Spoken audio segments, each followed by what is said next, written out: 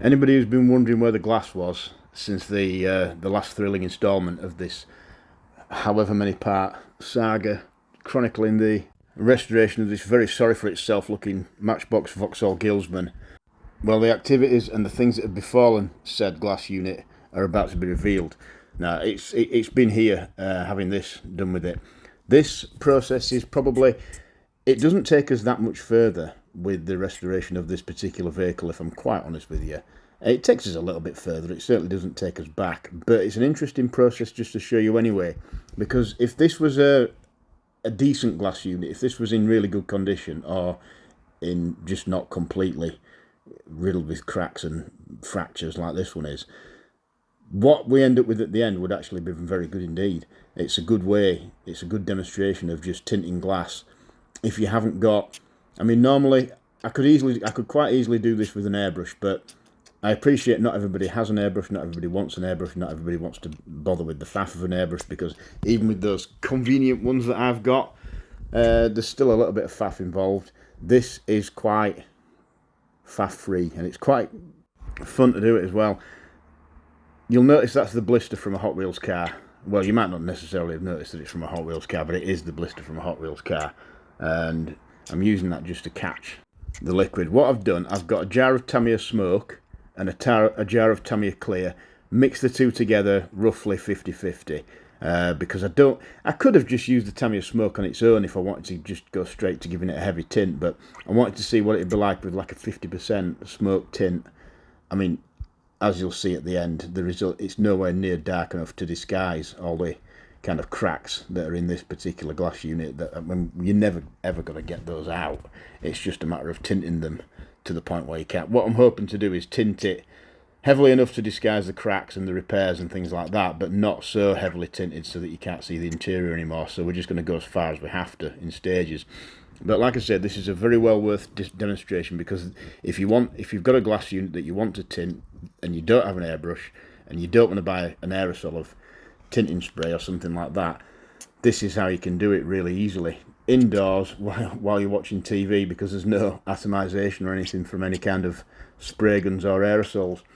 So you just hold it above the Hot Wheels blister and just use a pipette. And like I say, you don't need to keep using the liquid out of the jar. You can reuse the stuff that's dropped into the blister, as long as you're using a clean blister that's got no dust in it or anything like that, which there's no reason why you wouldn't be. They're not difficult to get. Hot Wheels blisters are not difficult to get hold of. If you're into doing this sort of thing, surely you must buy the odd Hot Wheels car that you see on a stand just because it takes your fancy for a couple of quid or whatever. And if you're anything like me, you'll instantly open it and not even think about trying to preserve the packaging. So you've got this little tank that you can work with. So if you go on, you're literally just kind of raining it down onto the glass unit itself. And as I've said before, Tamiya Clear's got such a self-leveling nature, it will dry just as smooth and ripple free and glitch free as it would if you put it on using an airbrush. The only thing is it does go on quite thick, so you do have to leave it quite a long time to dry before you can handle it. I would say even just this one coat that we've put on, I'd say it wants to be at least 48 hours before you handle it, otherwise you will get fingerprint indentations, etc. But you can see here how it's going on. And if you do both sides as well, not only do you get a greater tint, but also it stops there being any inconsistencies on the inside, because it's quite easy while you're raining the stuff down onto the glass unit like this.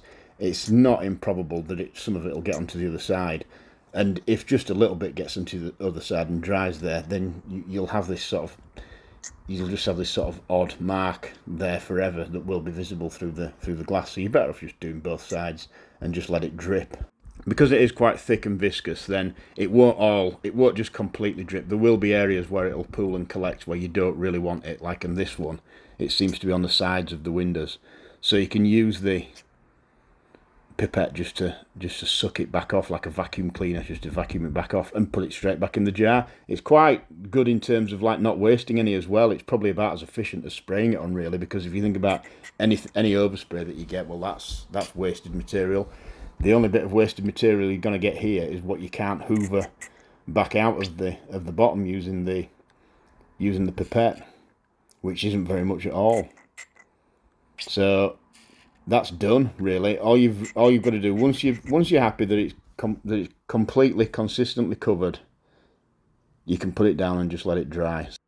I'm going to show the results of the same process but used on a glass that's not completely destroyed. So this is a yellow glass unit from a Hot Wheels Pontiac Grand Prix NASCAR that I'm trying to turn into like a normal car. So I did the exact same thing with this that I did with the one that I've just shown you, and this is the result. It has toned the yellow down quite a bit. It's gone from quite a toy-like looking yellow to a little bit more of a tinted window type of yellow. Now I could tint that even further. I could just do the same process. I mean, if you look at the back window, which is a lot narrower, that is almost sunglasses tint, but I could do it again and get it even darker. But there's another little trick you can do when it comes to tinting windows, and leave the windows themselves alone and actually just put the interior, make the interior a darker colour. This is it with the interior black. I've done nothing further with the window glass at all. I've just painted the interior black. You would think I'd put it through that little process another 3 or 4 times to get it to darken to this degree. But no, it's exactly the same glass. It's just exactly how I tinted it before. It's just that when you're thinking about the colour and the tint of some glass, think about what's directly beneath the glass that will show through it. So that's where we are with it. So if you look now, yes, it hasn't disguised much of the damage. It's disguised some. It looks a little bit better than it did, and it's given us a basis to work on, because obviously I can put subsequent layers on now. I can either do that whole process again, or I can just use my airbrush from now on. I'm not sure which I'll do. Both methods are just as valid, really, but it's a good demonstration as to what you can get. If you don't like how a glass unit looks, if it's tinted green or whatever from the manufacturer, or tinted yellow or tinted orange, and you don't like it, you can just tint it with any of the Tamiya colours. It doesn't have to be this one. So that's where we are up to now. So we have got a little bit further forward in the repair of this destroyed glass unit. Thanks for watching.